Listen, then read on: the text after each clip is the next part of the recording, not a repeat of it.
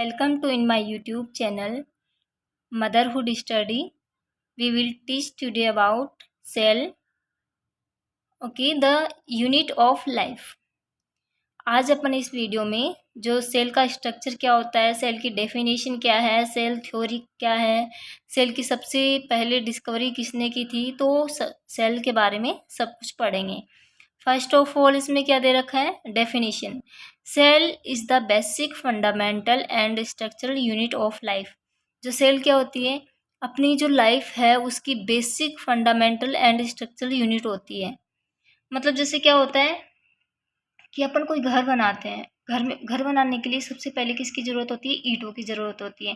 वैसे ही एक एक ईंट रखकर अपन पूरे मकान को बनाते हैं, पूरे घर को बनाते हैं। उसी टाइप से सेल का रोल होता है। सेल क्या करती है, छोटी छोटी एक एक सेल मिलके टिश्यू बनाती है। टिश्यू से अपना ऑर्गन बनता है, ऑर्गन से ऑर्गन सिस्टम बनता है, सिस्टम से अपनी पूरी बॉडी बनती है। तो इसमें यहाँ क्या है, cell is the basic and fundamental and structural unit of life. उसी तरह जैसे अपन मकान के लिए एक ईंट लेते हैं, उसी टाइप से सेल का भी यही रोल होता है कि सेल एक एक सेल मिलके क्या बनाती है, पूरी बॉडी का निर्माण करती है।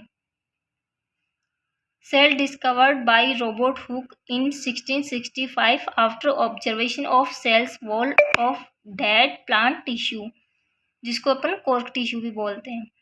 मतलब जो रॉबर्ट हुक थे, उन्होंने 1665 में जो डेड प्लांट टिश्यू है, जिसको कॉर्क टिश्यू बोलते हैं, उन्होंने क्या किया था, उसको ऑब्जर्व किया था, देखा था।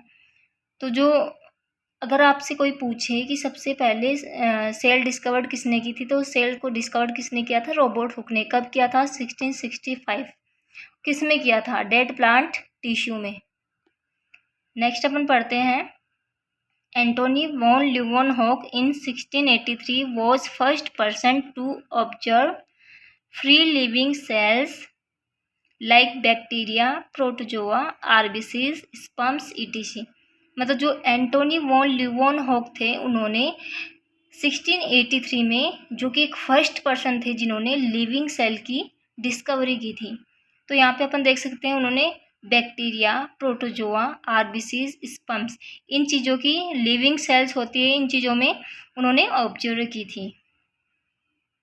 आगे देखते हैं अपन, cytology is the branch of biology which deals with the study of cell structure and function. कि जिसमें ऐसी कौन सी ब्रांच है जिसमें अपन पूरे सेल के बारे में स्टडी करते हैं, सेल का स्ट्रक्चर के बारे में, उनके फंक्शन के बारे में, उसके वर्क के बारे में। तो जिसमें सभी टाइप के चीज़ों का स्टडी की जाती है, उसको अपन साइटोलॉजी कहते हैं, जो कि एक बायोलॉजी की ब्रांच है। नेक्स्ट है cell theory. Schleiden and Schwann, based on their respective observation, was given by formula in 1839। जो सेल थ्योरी किसने दी थी, स्लीडन एंड स्वान ने, जो कि किस पे बेस्ड थी, रिस्पेक्टिव ऑब्जर्वेशन, और उनके द्वारा ये फॉर्मूले टाइप से समझाई गई थी। नेक्स्ट देखिए, this was modified by Rudolf Virchow to explain the formation of the cells. अब जो रुडोल्फ विर्चो है, उन्होंने क्या बताया कि सेल का फॉर्मेशन कैसे होता है, सेल बनती कैसे हैं। तो यहाँ पे अपन ने क्या क्या पढ़ा है कि सेल क्या होती है, cell fundamental and structural basic unit होती है, जो कि अपनी लाइफ की होती है। और सबसे पहले सेल की डिस्कवरी किसने की, रॉबर्ट हुक ने। कब की, 1665 में। किसमें की, डेड प्लांट टिश्यू में, जिसको अपन कॉर्क सेल भी बोल सकते हैं। जिसमें सेल का जो सेल है, सेल का फंक्शन है, स्ट्रक्चर है, उसकी स्टडी की जाती है, उसको क्या बोलते हैं, साइटोलॉजी। नेक्स्ट है सेल थ्योरी, अपन ने पढ़ी है, वो किसने, स्लीडन एंड स्वान ने दी थी। और जो सेल का फॉर्मेशन कैसे होता है, वो किसने बताया था, और रुडोल्फ विर्चो ने बताया था। Cell theory. अब अपन ने पहले ये तो पढ़ लिया कि सेल थ्योरी दी किसने थी, बट सेल थ्योरी है क्या, इसमें क्या बताया गया है। तो देखिए, all living organisms are made up of one और मोर सेल्स। मतलब जो भी इस वर्ड के अंदर जो भी जितने भी ऑर्गेनिजम्स है, जैसे एनिमल्स है, प्लांट है, ह्यूमंस है, बैक्टीरिया है, वायरस है, जो भी चीज़ें हैं, वो एक जो कि लिविंग ऑर्गेनिज्म है वो वन और मोर सेल्स, मतलब जो एक और एक से अधिक सेल्स है, वन मोर सेल्स है, उससे मिलके बने होते हैं। The cell is the basic structural and functional unit of life. जो सेल है वो basic structural and functional unit of life है। मतलब अगर सेल नहीं होगी तो अपना कोई भी वर्क नहीं हो पाएगा। तो अपने बॉडी के जितने भी फंक्शन है, जो अपना बॉडी का स्ट्रक्चर बना हुआ है जिससे बॉडी अपनी खड़ी है, मतलब जितने अगर अगर सेल नहीं होगी तो अपने बॉडी का कोई भी स्ट्रक्चर नहीं होगा, कोई भी फंक्शन वर्क नहीं करेगा।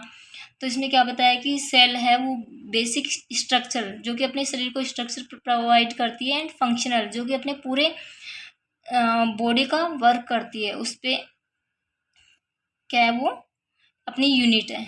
सेल्स को अपनी basic structural and functional unit कहते हैं अपनी लाइफ को। All cells arise pre existing cells, मतलब जितनी भी सेल्स होती हैं तो जो पहले से बनी हुई सेल्स होती है उससे डिवाइड होके आगे की सेल्स बनती हैं। इसमें क्या है, मान लीजिए एक सेल है, ठीक है, यहाँ पे मैं एक सेल बना देती हूँ, ये एक सेल है, ये क्या होगा, डिवाइड होके अनदर सेल का फॉर्मेशन कर देगी। इसी टाइप से ये आगे डिवाइड हो जाएगी, ये आगे डिवाइड हो जाए, तो मतलब क्या होता है, जो पहले से सेल्स बनी हुई होती है वो डिवाइड होके आगे सेल्स का फॉर्मेशन करती है, उसी टाइप से ये वाली सेल्स फॉर्मेशन करेगी, डिवाइड होके फॉर्मेशन करेगी। टाइप्स ऑफ सेल्स, यहाँ सेल्स के कितने टाइप है, 2 types, prokaryotic cell and eukaryotic cells. तो अपन प्रोकैरियोटिक सेल में पढ़ते हैं, दीज हैव प्रिमेटिव और इंसिपिएंट न्यूक्लियस। मतलब इसमें क्या होता है, प्रिमेटिव मतलब प्रीमेच्योर न्यूक्लियस होता है। There is no well organised nucleus in prokaryotic. जो प्रोकैरियोटिक सेल होती है उसमें न्यूक्लियस होता है वो वेल ऑर्गेनाइज्ड नहीं होता है, मतलब अच्छे से डेवलप नहीं होता है। The genetic material likes in the middle of cytoplasm as nucleoid. मतलब जितने भी इसके मटेरियल है वो जो साइटोप्लाज्म है उसके बीच में बिखरे हुए रहते हैं। मतलब ऐसे नहीं है कि हाँ ये यहाँ है ये यहाँ, मतलब इनका कोई स्ट्रक्चर नहीं होता, ये ऐसे ही बिखरे हुए रहते हैं। These cells also lacks membrane bound cell organelles like endoplasmic reticulum, mitochondria, lysosome etc. मतलब इसमें अभाव रहता है। लैक्स का मतलब क्या है, कमी रहती है किस किस की, मेम्ब्रेन की, और जो सेल है वो बाउंड नहीं होती है, सेल ऑर्गेनेल्स नहीं होती है, जैसे एंडोप्लाज्मिक रेटिकुलम, माइटोकॉन्ड्रिया, लाइसोसोम, ये इनमें इनकी कमी पाई जाती है। Eukaryotic cell, these cells have well defined nucleus. जो यूकैरियोटिक सेल होती है वो उसमें क्या होता है, वेल डिफाइंड मतलब जो न्यूक्लियस होता है वो एक डेवलप्ड होता है। अपन मान सकते हैं कि वो एक अपन उसमें एकदम अच्छे से दिखाई दे सकता है कि न्यूक्लियस है। बट प्रोकैरियोटिक सेल में क्या होता है, ये वेल डिफाइंड नहीं होते हैं, मतलब प्री मेच्योर मान सकते हैं, एंड डेवलपमेंट मान सकते हैं इसको अपन। आगे क्या है, इसमें सेल मेम्ब्रेन होती है, बाउंड सेल होती है, ऑर्गेनेल्स होते हैं like mitochondria, chloroplast, Golgi complex, endoplasmic reticulum. यहाँ मैंने ER लिख रखा है, इसकी फुल फॉर्म है endoplasmic reticulum, ETC along with basic histone protein present in chromosome. इसमें क्या बताया गया है कि जो यूकैरियोटिक सेल होते हैं उसमें वेल डिफाइंड न्यूक्लियस होता है, मतलब अपना न्यूक्लियस होता है उसको ऑब्जर्व कर सकते हैं। सेल में जो भी सेल ऑर्गेनेल्स होते हैं वो एक सेल मेम्ब्रेन से ढके हुए रहते हैं। इसमें mitochondria, chloroplast, Golgi complex, endoplasmic reticulum सभी क्या है, वो एक वेल डिफाइंड होते हैं। और जो अपना प्रोटीन होता है वो बेसिक हिस्टोन प्रोटीन होता है, वो क्रोमोसोम में प्रेजेंट रहता है। अब प्रोकैरियोटिक सेल के एग्जाम्पल अपन देख सकते हैं, bacteria, blue green algae, microplasma etc. Eukaryotic cell के examples, fungi, plants, animal cell. अगर आपको कोई पूछे कि प्रोकैरियोटिक सेल्स के एग्जाम्पल बताइए तो आप कौन कौन से बताएंगे? Bacteria, blue green algae, mycoplasm. And second, eukaryotic cells के एग्जाम्पल पूछिए तो आप क्या बताएंगे? Fungi, plants and animal cell. तो अपन ने इसमें क्या क्या पढ़ा है? सेल थ्योरी की जो भी सेल होती है वो एक या एक से अधिक सेल से मिलके बनी होती है। जो भी ऑर्गेनिज्म होता है वो एक या एक से अधिक सेल से मिलके बना होता है। The cell is the basic structure and functional unit of life. जो सेल होती है वो मतलब अपनी बॉडी के जितने भी फंक्शन है, जो भी पूरा स्ट्रक्चर बना हुआ है वो एक सेल पे डिपेंड करता है। विदाउट सेल अपनी कोई भी लाइफ नहीं है।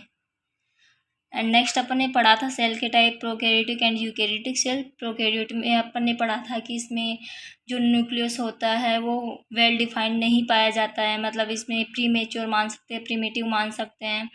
और इसमें जो जेनेटिक मटेरियल है वो ऐसे ही बिखरा हुआ रहता है, कोई इसमें सेपरेशन नहीं होता है कि मतलब ये स्केटर्ड मान सकते हैं, बिखरे हुए मान सकते हैं। और जो भी इसमें सेल को जो भी अगर सेल ऑर्गेनेल्स होते हैं वो बिखरे हुए रहते हैं। इसमें जो सेल मेम्ब्रेन है, सेल ऑर्गेनेल्स है, एंडोप्लाज्मिक रेटिकुलम, माइटोकॉन्ड्रिया, लाइसोसोम, वो क्या है? प्रेजेंट नहीं होते हैं। यूकैरियोटिक सेल में क्या होता है? These cells have defined. इसमें क्या होता है कि जो भी न्यूक्लियस होता है वो वेल डिफाइंड होता है, सेल ऑर्गेनेल्स इसमें होते हैं। और जो मटेरियल होता है, फ्लूइड होता है, वो स्केटेड नहीं होता है बल्कि सेपरेटेड होता है। और इसमें क्रोमोसोम में हिस्टोन प्रोटीन प्रेजेंट रहता है। प्रोकैरियोटिक सेल के example bacteria, blue green algae, mycoplasm, ETC. And eukaryotic cells के example fungi, plants, animal cells, ETC. Okay students, आपको वीडियो कैसा लगा प्लीज़ कमेंट करके बताइए। और इसमें जो भी कमी है मुझे प्लीज़ कमेंट करिए ताकि मैं आगे सुधार कर सकूं। और आप जो भी टॉपिक पढ़ना चाहते हैं प्लीज़ कमेंट करके बताइए। और अगर आपको वीडियो अच्छा लगा हो तो प्लीज़ लाइक कीजिए एंड शेयर कीजिए। Okay, thank you so much for watching my video.